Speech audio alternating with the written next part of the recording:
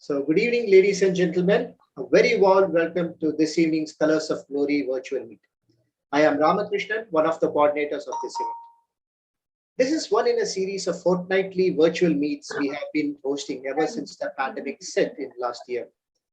While the regular attendees of our events do not need to be told what our organization is about, kindly bear with me through a brief introduction for the sake of the new attendees whom we are delighted to welcome. Traditionally, our country never lacked organizations celebrating our heritage in almost every sphere of human activity, be it art, literature, or politics. However, for whatever reason, the Indian Armed Forces do not really enjoy this privilege. It is this grave anomaly that our founders set out to rectify by raising Colors of Glory Foundation, the first of its kind in India 5 years ago. Today, we are proud to assert that we have carved a niche for ourselves, celebrating the heroism of our men and women in arms, past and present, through innumerable events, outdoor and indoor, varying from battle reenactments and commemorative marathons to documentary shows and intercollegiate military history quizzes. Our website features over 120 popular blogs, and it's growing. We have a pan-Indian membership base of both armed forces veterans and civilian gentry, and some overseas members as well. We are confident of scaling loftier heights once we see the last of COVID-19.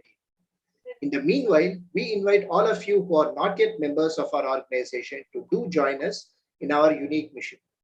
Please visit our website to know how to join. I am delighted to give you all a glimpse of the road we have traveled thus far through this brief presentation. So just give me a quick second and I will play a short introductory video to you all. It gives me immense pleasure to introduce today's speaker to you, Dr. Ashiq Ahmed Iqbal, a scholar extraordinaire with a deep passion for aviation. In fact, Dr. Iqbal's doctoral thesis at Oxford University was on aviation and the Indian state, covering the period 1934 to 1954. He completed graduation in history from Loyola College, Chennai, and moved on to Jawaharlal Nehru University to pursue his master's in modern history. There he also completed his MPhil, anchoring his thesis titled Winging It, Aviation in Indian Society, 1911 to 1946. It is a study of the ways in which India adopted and memorialized aviation. He has presented papers in international conferences and has many publications in his name. His book, The Aeroplane and the Making of Modern India, is currently awaiting publication by the Oxford University Press. Dr. Iqbal is the recipient of many fellowships and awards such as Royal Historical Society, P.J. Marshall Doctorate Fellowship. He was also a Maulana Azad National Fellow 2011 to 2013, instituted by the Ministry of Minority Affairs, Government of India. Dr. Iqbal is currently an assistant professor at Kriya University and the guest faculty at Shivradar University. Now, I'll invite Dr. Iqbal to sort of address the meeting. Thank you. Thank you very much for that very generous introduction, Captain Ramachandran. What I plan to do today is to talk briefly about, for 30 or 40 minutes, about the establishment of the Indian Air Force and the role of the Second World War in shaping it. What I'll be doing broadly are three things. One is I'll be talking about the ways, the debates which sort of gave rise to the Indian Air Force. Secondly, I'll talk about the war itself and how expansion was a consequence of the Second World War, and how that expansion in certain ways played out politically with the government of India in a colonial context. And finally, I'll end with a few brief sort of hints about the things that followed the Second World War and the role that Indian aviation and Indian military aviation in particular was going to play in the period following that. So let me begin by sharing the slides. Yes, it's visible, Captain? Yeah, it is. Okay, excellent. So I'll begin with a quotation by Jawaharlal Nehru, which he had written in a book he had written in a newspaper in the interwar period. This is a quotation that gives us a sense of what Indians were thinking about when they thought about aviation in the interwar period. So Nehru says, after all, our country is going to be free, and I think that it will be soon. Where after independence shall we get persons who can fly aeroplanes? It is obvious, even to the most superficial observer, that this victory over the air in Europe and America will bring far-reaching results to the world, foremost being the effect on the methods of warfare. It is now established that the old-fashioned armies and ships cannot stand up to aeroplanes and gas. Aeroplanes can annihilate a big army and can ruin several cities with a bomb. The work of the ordinary army will gradually become that of the police who are doing today, and guns and cannons will be reduced to the level of lathis. Our leaders, who are striving to secure for Indians also a commission in the army, should consider this a little. Otherwise, our officers and army will be mere glittering dummies on parade and worth nothing else. This quotation gives us a bit of a sense of the kinds of concerns that were facing Indian politicians in the period after the First World War. Aviation had made its debut on the world stage in a very large sense, and the dread which Indians had about air warfare was a dread that was shared around the world, which is quite similar to the sort of dread that nuclear warfare today evokes. So in the aftermath of the Second World War, Indian politicians called increasingly for the participation of Indians in the Royal Air Force. They were afraid that without an air force in India, manned by Indians, India would become extremely vulnerable to bombing in the event of a world war. They were very well aware that the Royal Air Force, which was based in India, would most likely be drawn away to defend Britain in case there was a general war that followed the First World War. And for this purpose, having an air force that was manned by Indians was absolutely critical. Indian aviation also happened to have an ideologically component. For many Indian politicians, like Nehru above, control of military aviation was a necessary prerequisite for independence. Even if India became independent but did not have its own air force, it would continue to remain dependent in practice on the British to defend it against aerial aggressions of third countries. On the other hand, even if India remained in the British Empire, even if it had some sort of status as a member of the Commonwealth or Dominion status within the British Empire, but India happened to have an air force of India would have the substance of independence. And that was something that Indian politicians were very keen years following independence. Now, this call for Indians to participate in aviation was part of a much wider process of Indianization which was taking place, a much wider debate that was taking place in the aftermath of the First World War. So in the First World War, Indians had extended their loyalty to the British, the assumption there being that India would have greater control of its own affairs as time happened to pass. However, what ended up happening was that after the war, Indians demanded that the process of Indianization should be increased. That is, Indian officers should replace British officers in order to ensure that India would have a greater sense of self-government, and also to ensure that the very high costs that were paid to British officers who happened to serve in the Indian Armed Forces was also cut down. Now, in practice, because of India's loyalty to the British in the First World War, the government of India, the colonial government, accepted that the long-term view in India was to Indianize not only the military, but also the government and also potentially other services like the railways. But in practice, the colonial government was really unwilling to concede power to Indians in any meaningful sense. In 1925, shortly after the First World War, the Skene Committee was convened with a view to looking into Indianization, to looking specifically at the setting up of an Indian Sandhurst, at the setting up of an academy that would produce Indian officers. But the Indian members of the Skene Committee somewhat overstated their ambit by asking not only that Indians should be permitted to be trained as officers, but also that they should be permitted to serve they should be trained at the Artillery Academy in Woolwich, as well as the Royal Air Force Academy based at Cranwell.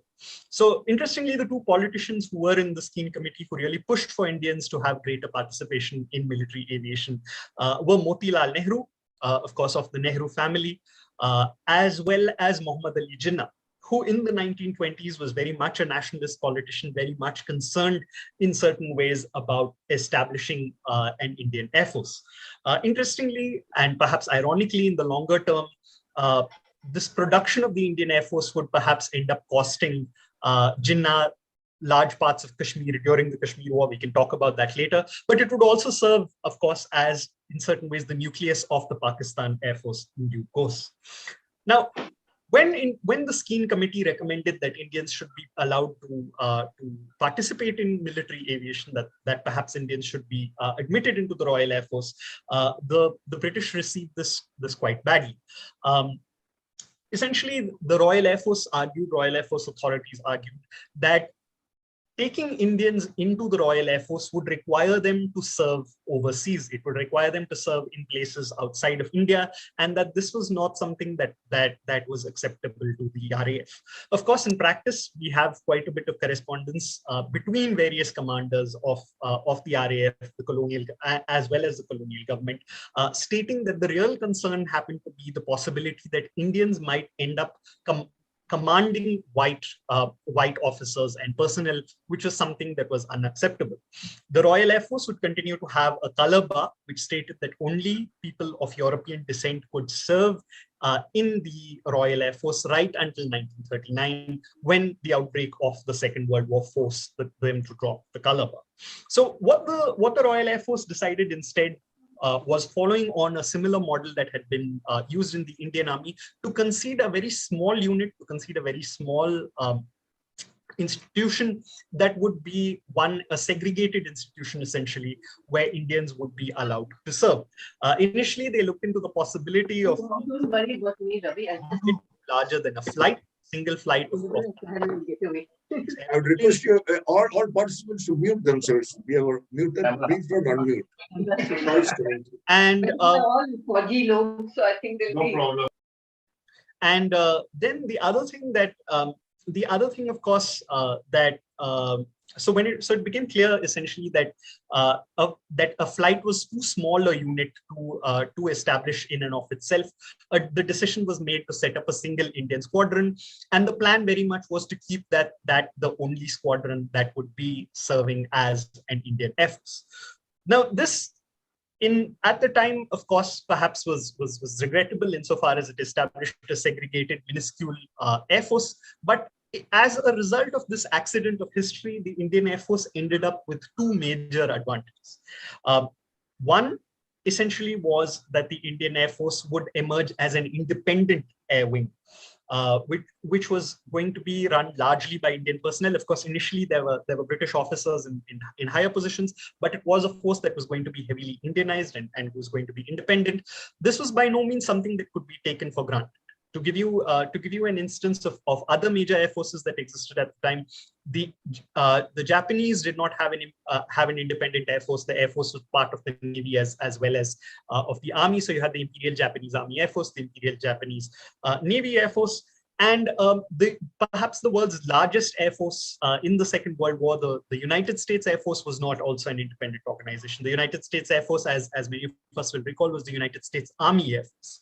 The other major advantage as a result of the establishment of essentially a segregated Indian air unit was the fact that a decision was taken not to keep entry limited only to the martial races. So unlike the army, where martial race theory tended to be quite dominant, and where recruitment was limited to certain groups, in the Air Force, the Air Force was from its very beginnings a much more national force, a much more inclusive force in very significant ways. So the Indian Air Force Act was essentially passed in 1932.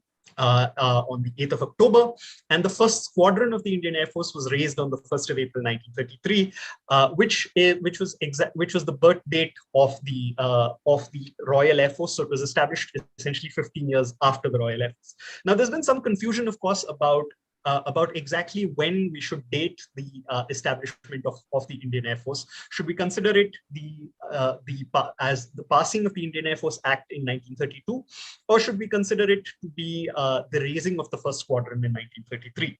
Well, Indian Air Force veterans have a joke that we tend usually to celebrate the birth, not the conception. So even though Indian governments have subsequently tended to place the founding date of the Indian Air Force to 1933, Indian Air Force veterans themselves often consider 1933 to be the date of the establishment of the IAF. Now, while the Indian Air Force was established with certain advantages, these advantages may not have necessarily been particularly clear at the founding of the IAF itself.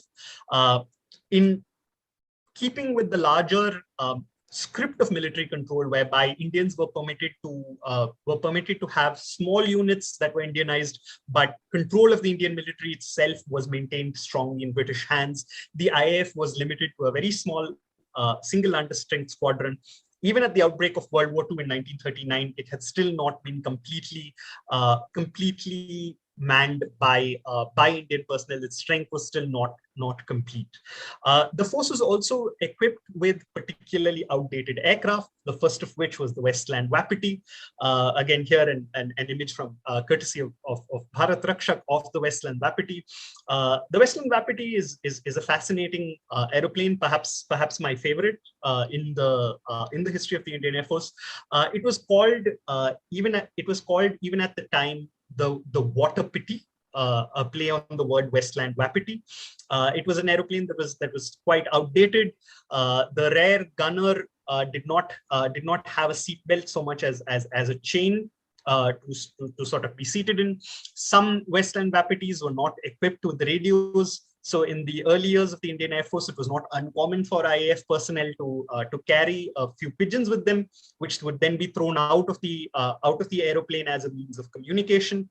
And it was overall an aeroplane that was quite difficult to maintain. If you wanted to sort of start it, it had to be manhandled by a group of ground crew, and then its propeller had to sort of be started by hand. So they were given what the official history of the Indian Air Force calls the leftover swaddling of the Royal Air Force. They were kept very small, and they were limited in large part to services on the Northwest Frontier province, where the Royal Air Force had traditionally been used to suppress the tribes of the frontier. Now, the first batch of Indian Air Force personnel had to contend with very widespread racism. Initially, Indian other ranks were not even given the same ranks as their British counterparts. They were instead called Hawaii Sepoys. It took a very long time before Indian personnel were even given Air Force uniforms. They were treated quite shabbily by many of the British personnel. But this is not in some ways to detract from the fact that there were often British officers and British personnel who were invested in establishing a good Air Force, who were invested in training the IAF. But this is to point to wider trends around the idea that Indians could not maintain aircraft on their own. Now, the idea that Indians could not fly was not a viable idea that could be used in the interwar period. After all, Indians had been flying aircraft since the 1910s. A couple of Indian pilots had ended up serving in the Royal Flying Corps during World War I. So it was well known that Indians had the capacity to fly. The argument that was made instead of this was essentially the belief that Indians were unable to maintain aircraft, that aircraft maintenance was a very complex job. It required a very high level of skill, and that essentially Indians would be unable to undertake this kind of work. So there was a fair amount of prejudice. There was a fair amount of belief essentially in the myth that Indians would, even if they could fly aircraft, which is considered to be in some ways relatively easy, they would certainly not be able to maintain an air force of their own. So one of the most important things that number 1 squadron, the sole squadron of the Indian Air Force, managed to do in these early years, even though it was kept very small, was it was able to basically ensure that the myth that Indians could not fly was broken. It was able to improvise a great deal. And in certain ways, the institutional culture, a culture of improvisation, a culture of dealing with shortages, with scarcities, with little belief in their capacity to fight and fly, that institutional sort of character of the Air Force had already begun to take shape before the Second World War. However, there is very little doubt that if not for the Second World War, the Indian Air Force would continue to have been kept a very small unit, and that the Air Force, that India's need for an Air Force that could protect its skies would simply not have come to pass. The outbreak of the Second World War in 1939 forced the government to change its policy about IAF expansion. As late as the 1940s, in the Imperial Legislative Council, the colonial government's Defense Department was making claims that there was no way in which funds could be found to equip Indians with an Air Force, to expand the Indian Air Force that existed. Earlier recommendations by the Chatfield Committee that coastal defense flights should be established had been taken very sort of lightly. The CDFs, the coastal defense flights that were established, were also established over a very long period. So the government of India was not at all keen in certain ways to expand the Indian Air Force. But suddenly in 1939, in 1940, essentially, the policy changed. The fear for the Indian government, for the colonial government, was not that India would be attacked by Japan. After all, Japan was far away. The nearest Japanese positions were in modern-day Vietnam. The Japanese would have to cross Malaya, Singapore, and Burma to reach India. So that was not really the immediate concern, though there is increasingly some evidence that chain of thinking was also one that was emerging during this period. But rather, the fear was that India was going to be attacked by the Soviet Red Air Force. That the Soviet Union had, after all, signed a non-aggression pact with Nazi Germany, while the British Empire was going to be busy fighting against the Germans in Europe. The Russians might very well swoop into India to take Indian territories. This was sort of the coming together of both the Second World War as well as the older paranoia tied to the Great Game between Britain and Russia. But certainly, officials in India, certainly the Viceroy, Lord Linlithgow, was quite convinced that even if the Soviet Union did not attack India, with its armies, that it was quite possible that India might be subjected to air raids with the goal of spreading mass panic and potentially hurting the war effort in case the Soviet Union entered the war on the side of Nazi Germany. Now, given that much of the Royal Air Force had been rerouted to Africa and to Britain, precisely as Indian politicians had predicted it would in the case of a world war, British officials turned increasingly to the only air force they had in India, which was the Indian Air Force. So what they did essentially was that they tried to basically mobilize and expand the Indian Air Force to 15 squadrons. With a view to raising personnel from India, with a view to raising recruits from India's educated middle classes. So this plan, which was also known as Plan A, which aimed to establish not just 10 squadrons, but 15, floundered in the face of a series of problems. The biggest of these, of course, in 1940-41 was a serious shortage of aircraft.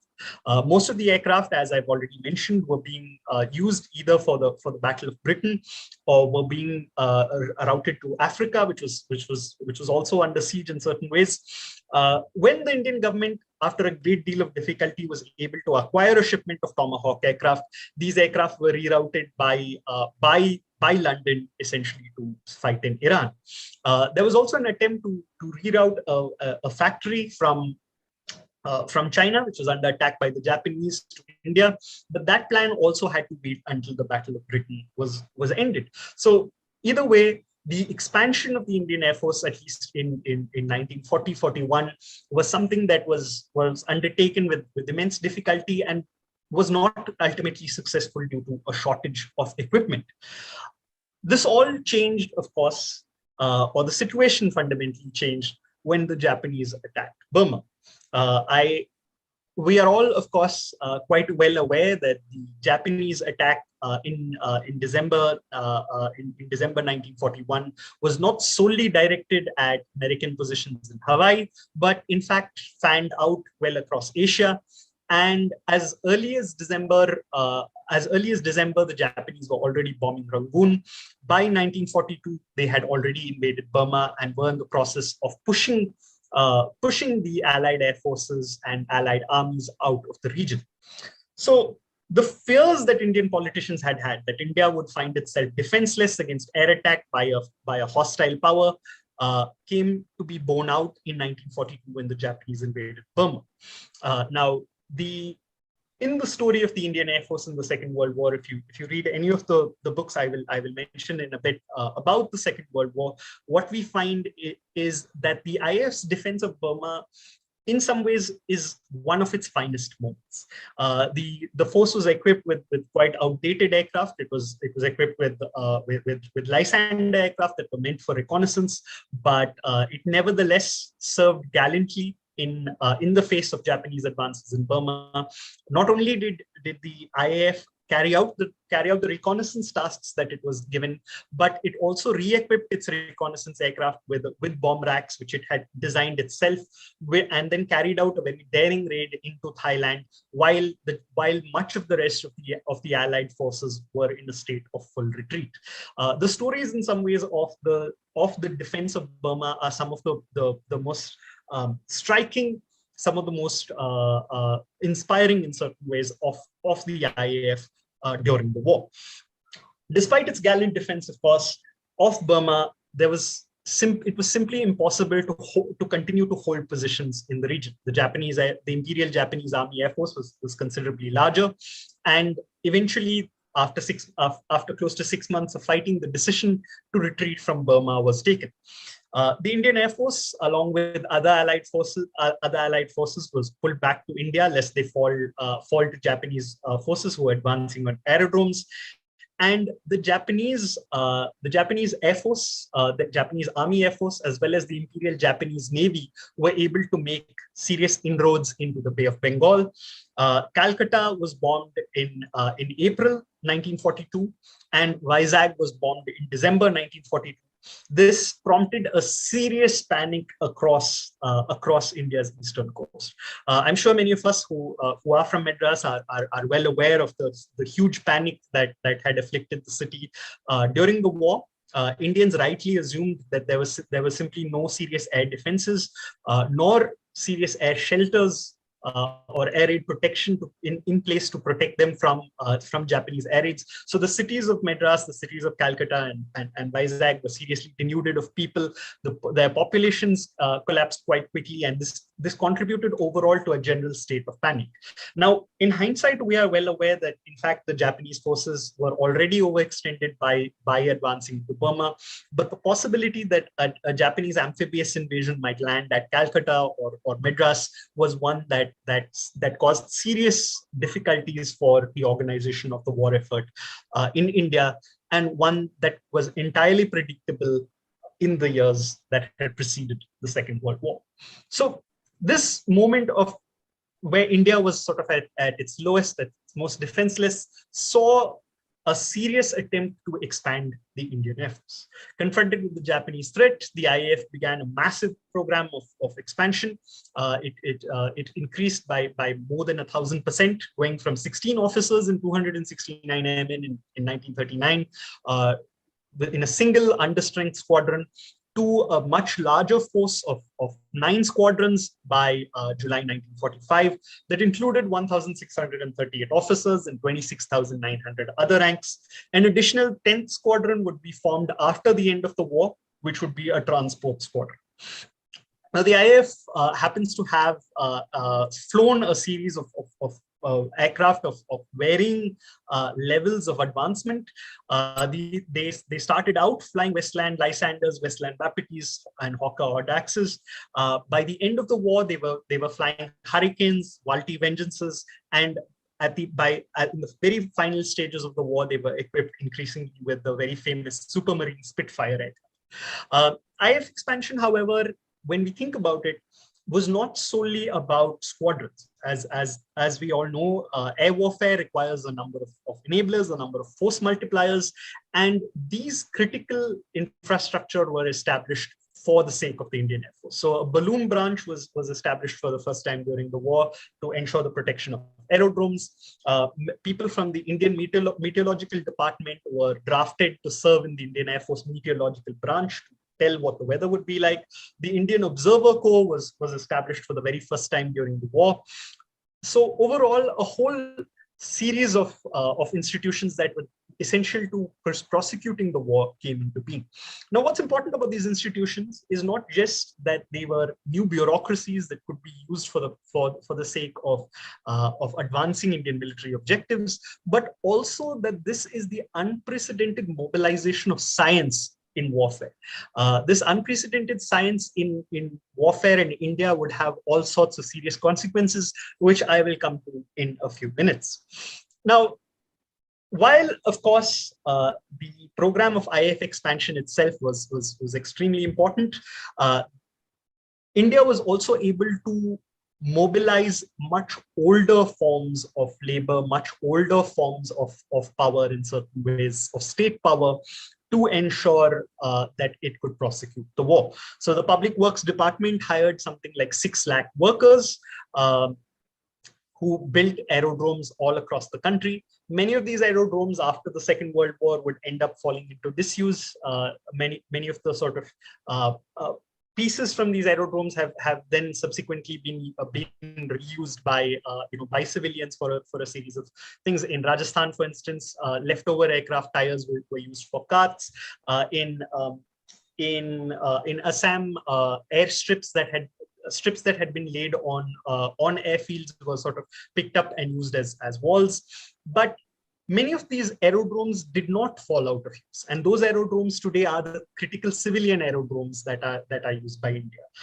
Many of these aerodromes that were sort of established during the Second World War have continued to be used or have been reactivated in years since, not only for military aviation, but also to establish India's civil aviation network, which till then was extremely patchy in India for a series of reasons I can go into perhaps later.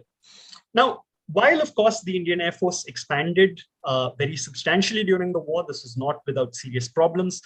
In fact, I will go so far as to say that IAF expansion, in fact, remained incomplete. The plan initially for a 10 squadron force was never really fulfilled. The 10th Squadron, as I mentioned, only sort of was able to mobilize in late 1945, well after the war itself had happened. This was partly because of the nature of the war. As I've just mentioned, the war saw the unprecedented deployment of scientific capacities of science and technology for the sake of warfare. And this turned India, which had thus far been a major asset for the British Empire, into a major liability. Now, traditionally, India had been a major source of military manpower. Indians had been recruited in very large numbers to serve as soldiers in military campaigns across the world. Indian soldiers famously fought against the Chinese in the Boxer Rebellion. They served in Malta, they served in France, in Mesopotamia, they fought the Bolsheviks in Russia. Indian laborers also very often sort of accompanied these large forces, and Indian military labor was really, really crucial to the British Empire in the First World War. In the Second World War, however, India's large-scale manpower was not something that could be mobilized for new kind of scientific warfare. Yes, you could, as I've already mentioned, mobilize human labor as well as India's very large reserve of animals, including elephants and donkeys for things like aerodrome construction.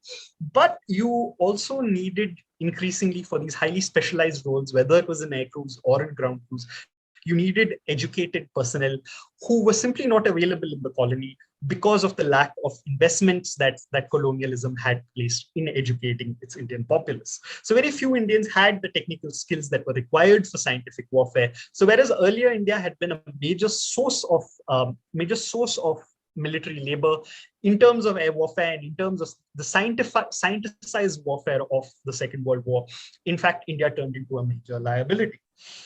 In the early years of the war, also, as we've already discussed, it was not just impossible to find manpower, but it was also very, very difficult to acquire the aircraft required to mobilize Indian squadrons.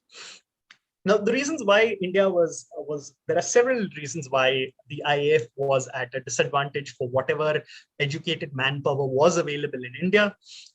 This included quite simply the fact that that the IAF alone among the three forces required its other ranks to have an English education, to have an education in science and mathematics. So with the same qualifications that you required to join the IAF as an airman, you could join the army or the navy as an officer. The IAF also continued for much of the war to have the poor salaries that had been offered to IAF personnel in the 1930s, which meant that a lot of recruits were not really attracted to it. And in addition to serving in the IAF, there were always possibilities for educated personnel, not just in the other military branches, but also in industry, which at this point was drawing a lot of people with technical education. So the IAF was forced increasingly to rely on recruits whose quality was questionable. There's a big debate about wastage, which we can go into, but the fact remains that a very large number of candidates who came into training schools of the IAF did not, in fact, emerge with training. A lot of them simply did not have the skills or simply were not able to qualify in whatever trade they sort of joined. Now, the government of India responded to this lack of personnel by engaging in what is arguably the largest propaganda campaign of any armed service during the war. The IAF held a series of exhibitions. In fact, the IAF has had an exhibition unit which used to carry around an aeroplane replica, which would be set up at various maidans in various cities, where they would invite college students to have a look at the exhibition. Major speakers, including people like B.R. Ambedkar, the Maharaja of Jodhpur, gave speeches exhorting Indian youth to join the IAF. And the IAF also made use of a very large scale sort of media campaign to try and bring Indian recruits into the force. So here we have again a couple of images from Bharat Rakshak. One of the promises, of course, was essentially the promise of adventure, that joining the Indian Air Force would expose you to a life of adventure. The other promise was that the skills that one would acquire by serving in the IAF would enable you to get a stable post-war career, that after the war you could join civil aviation. But a third and perhaps less looked at talking point was the talking point which the Indian government adopted, which was that service in the IAF was patriotic.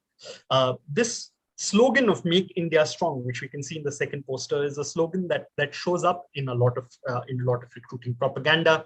The argument here being made by the colonial government is the argument which Indian politicians had been making earlier, which is essentially that serving in the colonial armed forces, serving in the colonial air force, was not in fact an act of disloyalty to India, or was not unpatriotic, but was actually a means of ensuring that India would have an air force that would serve it well after it became independent. So there's, in certain ways, this very muted conversation going on between the government, which is saying, yes, India will have its independence. We are not going to specify exactly what form that will take. In any case, during the Second World War, very few people did have any idea as to what shape that would take. But certainly that whatever shape that took, Indian Air Force personnel would be a big part of it. So despite this propaganda, despite the fact that the IAF had reduced standards, recruitment figures remained dismal. By 1943, the Indian Air Force was giving its candidates a special allowance in order to buy milk, because their physical condition was of such a low quality. So overall, Indian Air Force expansion, especially because of personal problems, remained deeply difficult and extraordinarily sort of incomplete well until after the war. Now, I'll move now. I'll pivot a little to talking about operations, carried out by the IAF. My own work is not very heavily on looking at combat operations carried out by the IAF. The reason for this is because we already have excellent histories which have been written by people like K.S. Nair, as well as squadron leader Rana Chinna.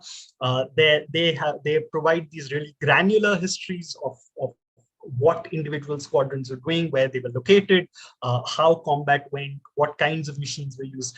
I do not intend to retread this territory. What I'd rather do is provide us with an overall image of the kinds of work that the Indian Air Force did during the war, before moving on to discussing the final sort of consequences of the war for the IAF. So the Indian Air Force was neither equipped nor permitted to engage in air-to-air operations. I remember many years ago, as a young research student, when I first started working on the Indian Air Force, I went and met squadron leader T.S. Chinna, and I asked him, what did they do? Did they do a lot of dogfights? And he said no, they simply did not. There are all sorts of reasons for this, which we can go into, but very broadly, the IAF probably shot down fewer Japanese planes, fewer enemy planes during the Second World War than Indians shot down in the First World War, when Indians had sort of served in the Royal Flying Corps. Instead, the purpose which the IAF was given was the purpose of acting as a tactical air force. This was there because there were already a couple of much larger air forces. Even though the IAF was expanding, it was much smaller than the two big air forces that were fighting the war against Japan and India. The first of these was the Royal Air Force, but the second of these, serving in a strategic role, doing things like heavy bombing and flying over the hump, was the United States Army Air Force. So the Indian Air Force was really a junior partner in this larger enterprise. It's been argued that the force was sort of kept as an auxiliary force, but there is some reason to feel essentially it was limited to performing relatively unglamorous tasks, which also were simultaneously extremely dangerous. Reconnaissance and dive bombing don't always sort of make it into the movies. They aren't sort of the kind of thing that people put on posters, but they are the kind of work that the IAF really did, and they were incredibly dangerous in the mountainous terrain of Burma. In addition to this, the Indian Air Force also happened to do a lot of other tasks which were really interesting. One of those tasks was dropping propaganda leaflets. Interestingly, the IAF was used against the INA to drop propaganda leaflets on the Indian National Army, which was fighting on the side of the Japanese, to basically tell them, look, you're fighting for the wrong side, come back. And one of the more interesting things that the IAF also did was to drop the salaries of tribal guerrillas who were fighting for the Allies against the Japanese in the jungles of Burma. There are a whole bunch of other things that the IAF did. These are just some of the things that they've done. One of the key campaigns in which the IAF took part, of course, was the Arakan campaign. The IAF happened to not only serve in both the Arakan campaigns, but also happened to help Ordwin Gates' famous Chindit expeditions. It acted as reconnaissance for them. It was also a very big part of the big push on Rangoon that was at the end of the war. Even as all of this was happening, even as Indian Air Force squadrons were serving in Burma, they were also, for the first time in history, given the sole run of the Northwest Frontier Province. So whereas there had always been Royal Air Force squadrons, at least from the late 1910s, there had always been RAF squadrons based on the Northwest Frontier Province. For the first time during the Second World War, Royal Air Force squadrons were pulled out, and the Indian Air Force was trusted to maintain order on the Northwest Frontier Province. We can talk again about air control and air policing. It's a whole conversation, but that was what the IAF did at that point. Indian pilots played a very important role as the eyes of the Allied forces in Burma. They flew very low over very highly forested terrain to try and find camouflaged Japanese positions, to strafe Japanese pathways, to basically make life very unpleasant for the Japanese and their supply columns. An Indian pilot, Arjun Singh, who later became Marshal of the Indian Air Force, was the first to spot the Japanese advance, the Japanese build-up near Assam that led to the Battle of Imphal. So the Allied forces knew the Japanese were coming in those critical battles in 1944. The IF also did some very important work as precision artillery. They used a plane called the Vultee Vengeance, which was manufactured by the Americans but considered too dangerous to use. The Americans basically donated it to the British. The British were not too happy using it either, so they sort of gave it to the IF. But the IF, essentially using their skills at improvisation, figured out a new way to use the dive bomber, figured out a new form of dive bombing, which they began to do with great precision, and were quite critical in knocking out fortified Japanese positions in much of the toughest fighting in Burma. Now, the IF's role by no means was the largest in the air war in Burma. Nevertheless, it was quite crucial. After the Japanese surrendered, IF Spitfire aircraft ended up escorting the Japanese commander, Lieutenant General Numata, to the surrender ceremony. And IF Squadron number 4, basically ends up going to Japan, where it's stationed not very far from Nagasaki, if I'm not mistaken. But basically, the IF personnel also went along with Indian occupation forces to Japan and were there right until 1946. Now, the Second World War pretty much helped establish the reputation of the Indian Air Force as a bona fide military institution.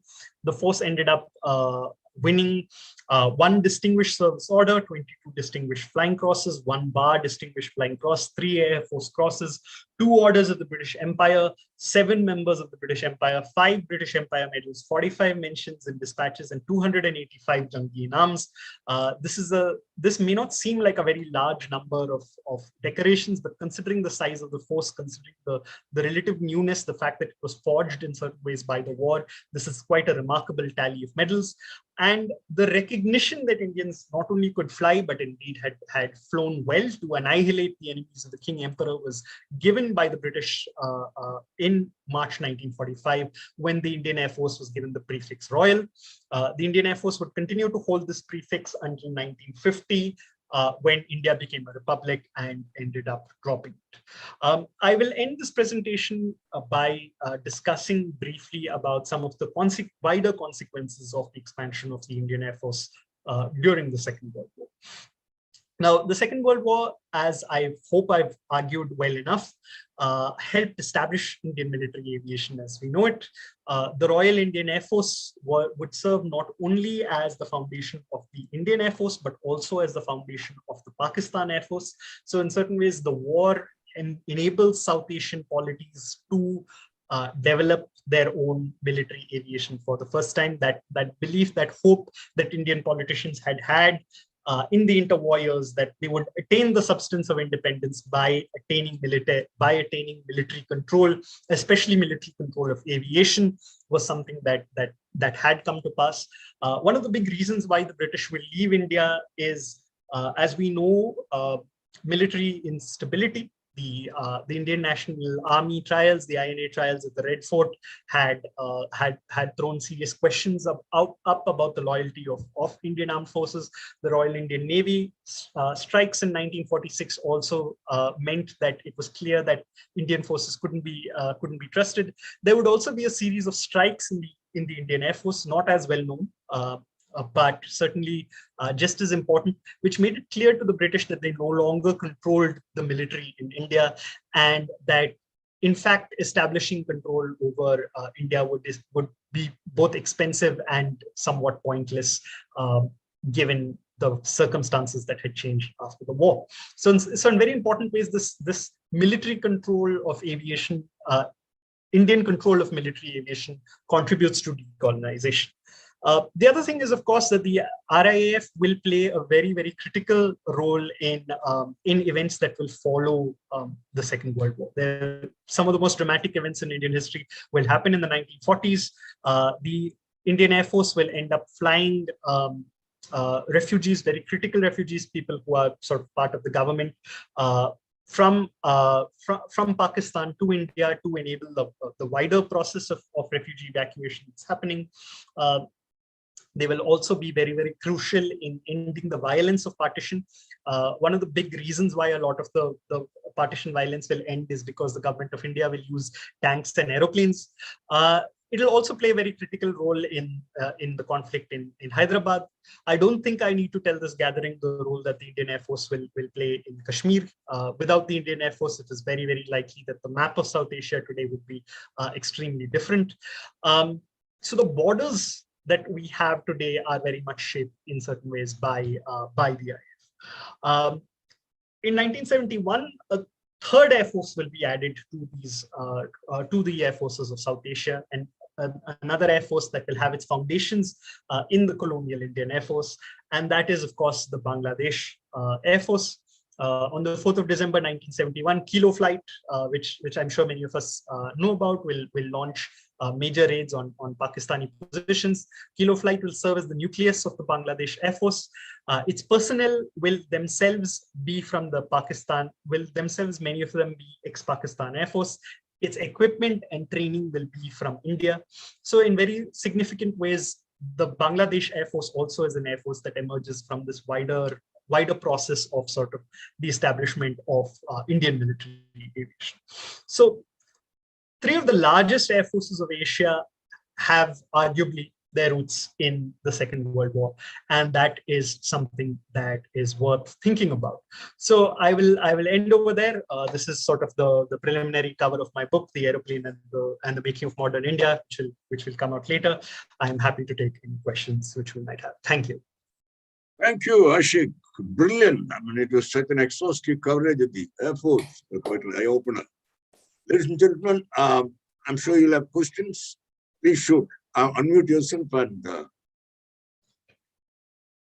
forward with the questions, especially with a lot of air veterans here. Ashik, this is Vartaman here. Could you kindly stop share, please? Yeah. Then we can see you. Yeah. Okay. Well, I tell you, very nicely covered, Ashik. Excellently done. Okay. If I may second that, I said, wonderful presentation. You have touched upon some very unknown facts, little known facts that, for example, you spoke about the color bar in the early days of the RAF and IAF, why the IAF was constituted separately. So very fascinating points. Can you tell us a little bit more about your upcoming publication, who's the publisher, when it is coming out? We're very keen to get our hands on it. Thank you very much, Jagan, for the offer of the plug, which I am very much keen to do. My book is it's currently in copy editing phase, so we don't yet have the date, but my assumption is it will be coming out around July or August this year. We're in the very final stages. The publisher is Oxford University Press, and it should be out sort of to the second half of the year. I will be sure to sort of let you all know about it. It basically, just to very quickly give you a quick overview of this book. The book has 5 chapters, which I've built around different themes. The first theme is expansion, which is the IF in the Second World War, expansion, how that plays a part. The second theme is about partition. The IAF is partitioned into 2 air forces at the same time at which it is conducting very critical operations that are going to be very important for refugees, for the restoration of order, things like that. The third chapter is sort of about Kashmir. It's about escalation. I look broadly at the role of air warfare in escalating the Kashmir conflict. There's been a lot of debate about how far air power was important to escalating this limited war between India and Pakistan.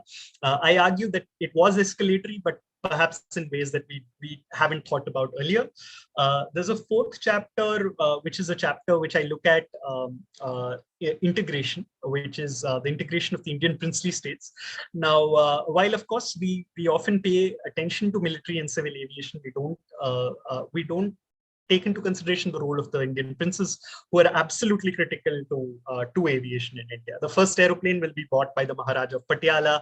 Jodhpur and Bhopal will be really important to organizing the war effort. So I look basically at Mysore, Hyderabad, and Jodhpur and their sort of role in aviation.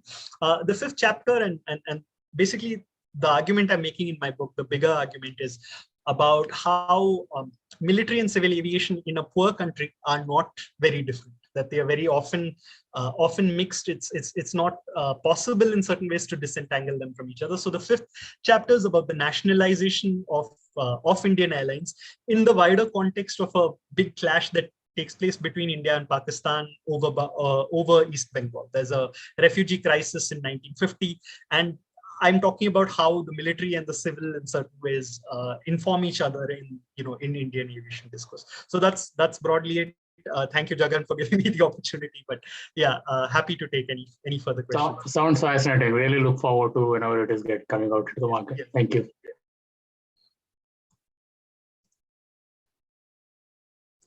You're going to ask something, I'm not sure.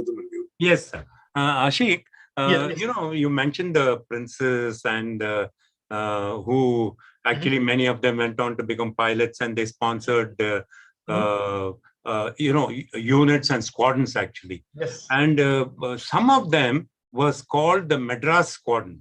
Yes. And I think there were 2 or 3 yes. which came under the nomenclature of the Madras Squadron. So yes. I tried to find out the numbers of these squadrons, which I did after some time, but there was no further stories of how it was linked to the Madras Squadron. Right. So my understanding, just quick question, are these IAF squadrons or RAF squadrons? Because I think they're most likely RAF squadrons, right? Yes, they were RAF squadrons. They were RAF squadrons. Yes, sir. So the thing is that essentially part of the as happens in every major conflict, the government was trying to raise funds to equip squadrons, during the war, and they did this by essentially having competitions between different cities in India, different provinces, as well as between different princely states. So Hyderabad ended up raising 3 squadrons over the course of the First and Second World War. Bombay and Madras will also have a lot of subscriptions to sort of these squadron funds. So what they do is, all this is essentially a nomenclature for RAF squadrons, many of which will have nothing else to do with India. So but funded by us. Funded by us, exactly. And yes. this ties into this other wider question about who is paying for military aviation. Because at one level, the British say that look, if we aren't ruling you, you will not have protection from the air. But at another level, the amounts of money that are being paid towards the RAF, which isn't even often serving in India, that becomes a big sort of political hot potato. So yes, so absolutely these, again, I don't know the details of this particular Madras squadron, but what it would be is, it would basically just be a subscription that was paid for by the people of Madras, which then ends up going to some RAF thing. And it's considered to be a big honor in the 1920s to have a squadron named after you. But by the 1940s, it's much more politically toxic, and it becomes it sort of becomes a thing that Indian politicians are not very keen on. Actually, Mr. Muttai published all those details. I collected it for him. The different squadrons. I'm forgetting. It came out in the Hindu. Yes. Some yes, of them are transport squadrons and all. Yes. Lovely. Right, but as Ashik said, it was contribution by people from Madras presidency. Yes. That raised these squadrons. In fact, there is not much of let me say history about these squadrons, because I had requested our air attaché in London to find it out, to get more information from that particular squadron itself, and they actually have nothing recorded. So all it appears is that we funded it, we named it for some time, and it disappeared later. That's the end of it. Ashok, if I may follow up with. Maximum please number of go RF funds are from Madras Presidency. Yes. They would write underneath Madras, and it's not police or whatever. That was the. Ashok, if I may follow up with a question from Vardhaman sir about these provinces funding squadrons and all. And you also mentioned Chapter 3 is going to deal with the the small rulers and king, whoever made up the British Empire. Did you ever find any stories of these Maharajas and Rajas and Nawaz wanting to start their own air force? I mean, they did have land forces. Yes, no, they did, and they considered it quite seriously. So sir, as always, as historians, we tend to believe that things that happened didn't happen in an inevitable fashion. History could have taken many different paths, and the map of India today is a map that emerged from certain circumstances which may have been different. So there were quite a few princes who were interested in military aviation. The most famous of them, of course, is the Maharaja of Jodhpur, for whom naturally aviation was a military matter. But the princes were not allowed by the British to own what they called quote unquote service aircraft. Now, where you draw the line between a transport aeroplane as well as a civilian airliner is a big question. But broadly, of course, they were not allowed to own fighters or bombers or anything on those lines. Now, this situation changed in 1946 when it became clear that the British were leaving. And a lot of these Maharajas basically were preparing for their independence, potentially to sort of take on any national government that might emerge in India. So the most serious attempt at forming an air force made by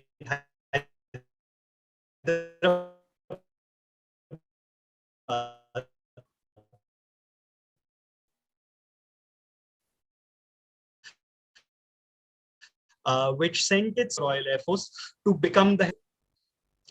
Am I, Captain Ramachandran? Am I audible? Lost you for a couple of seconds. Yeah. Am I audible now? Better? Yeah. Yeah. Okay. Where was I lost, Ram? Couldn't hear you very clearly, but lost you for a couple of seconds. So I think you started talking about a most serious attempt by somebody, and yes, that's yes. Okay, perfect. Thanks, Jagan. So Hyderabad was most serious. They sent their agent to London to try and get a former Air Chief Marshal of the RAF, Courtney, to basically become the head of the Hyderabad Air Force. Hyderabad already had its own airline. It had Deccan Airways, and their plan was initially to start out with transport squadrons that could transfer Hyderabad troops around what would be a very large country. And of course, for Hyderabad, it was quite their big sort of goal was to find a way to escape being surrounded by British and then Indian territory. So they made a pretty serious attempt, and one of the things that will happen is that this RAF commander will get told about why Britain can't support Hyderabadi independence for these reasons. There are more details about this in my book. I don't want to sort of go into them on YouTube, but there will be all sorts of twists and turns in that particular story. So there's a very serious attempt made by the Hyderabadis. Fantastic. As a Hyderabadi, that gives me more reason to go wait for your book. I love to read about Nizam of Hyderabad at flag. I certainly look forward to your views and comments, sir.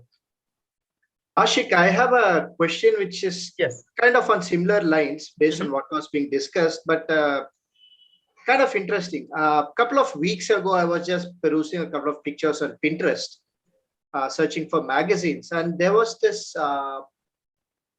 magazine page which featured a Porter's 540, if I'm not wrong, a Recce bomber. Okay. Typically of French make, right? So this was kind of dated during the pre-war 1937-39 period. Now, what was so interesting about this, and it's obviously French because it carried the French roundels on it, is that this plane featured a Nataraja on it. Mhm. I would understand it makes sense if it was a Royal Air Force plane or something like that, right? With some routes as based on our discussion. But this being from the French Air Force, a Recce bomber having a Nataraja on it, and I had shared this in our group as well, the WhatsApp group, I was unable to unearth the connection. Right. So, I have no idea about this particular thing, but my guess is that there was a lot of Orientalism going on with the aviation. One of the whole ideas behind aviation and the story of aviation in the 20s and 30s is that it brings the world together. It enables you to open up exotic places and things like that. So it was not uncommon for a lot of, say, Egyptian imagery to be used. Like it wasn't uncommon for Greek mythology, Egyptian mythology. So Hindu mythology, because of its sort of spectacular appeal as well, is something that I wouldn't be surprised if French people sort of picked up on it and things like this. The biggest movie at this time is a movie about a French guy who escapes to the Algerian slums and so on. It's called Pepe Le Bou. And it's basically all this 20s 30s is a time when cinema, aviation, all these things are really interested in the idea that you can bridge the gap between these two worlds. And so, I completely understand, Ashik. So using Greek mythology, imagery from Greek mythology, tridents and so on, yeah, makes sense. But a picture of a dancing Nataraja on a Recce plane was something different. There was some brief discussion. So we assume probably Chidambaram being near Pondicherry and the French connection. Somewhere you start, trying to connect the dots, but it was pretty far-fetched. So, entirely possible. So it's pretty interesting. I'll see if I can share that image with you. So probably you'll be able to give us more information. No, if I remember right, I think it was a Frenchman who flew his aircraft in Madras well before the Second World War. In fact, he was the first guy to fly in Madras. First flight in India. Sorry? First flight in India. Yeah, it was a French guy. Yeah, French guy. Yeah. The Blériot monoplane. Blériot. Yes. Yeah. Right. Interesting. Any more questions, gentlemen? Thank you very much, Ashik. It has been a great evening. We all please hold on for a second. I'll just play a national anthem to conclude the program. Thank you, Jagan. Audio est.